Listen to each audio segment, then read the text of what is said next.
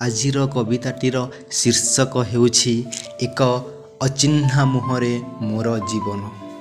ତ କବିତାଟି ହେଲା ଅଚିହ୍ନା ମୁହଁ ଏକ ଦିନ ଦେଖିଲି, ମନ ଦେଇ ବସିଲି ନ ଜାଣି ତାର ଠିକଣା। ଯୌବନ ଦିନ ଥିଲା, ଭାବନା ଥିଲା ତେଜ, ଏକା ଏକା ମନ ଭାବୁଛି ଏ ଅନୁଭବର ସେଜ। ପ୍ରତିଦିନ ରାସ୍ତାରେ ଦେଖିଲି ଅନେକ ମୁହଁ, ସୁନ୍ଦରୀ ଅନେକ ଭଲ ପାଇଲି କିନ୍ତୁ ଭୁଲିଗଲି ପଛରେ।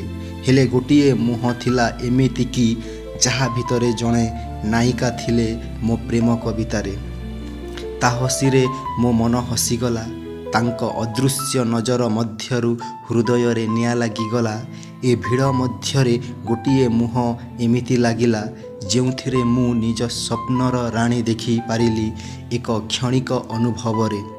ମୁଁ ଅପରିଚିତ, ସେ ଅନ୍ୟ ଜଗତର ଏକ ଅମର ମୁହଁ।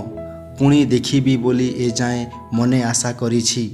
ମୁଁ ଜାଣିନି ସେ କେଉଁଠୁ ଆସିଲେ, କିଏ ଥିଲେ, କିନ୍ତୁ ସେ ମୁହଁ ହୃଦୟରେ ମୋର ଗଭୀର ଚିହ୍ନ ଛାଡ଼ିଗଲେ।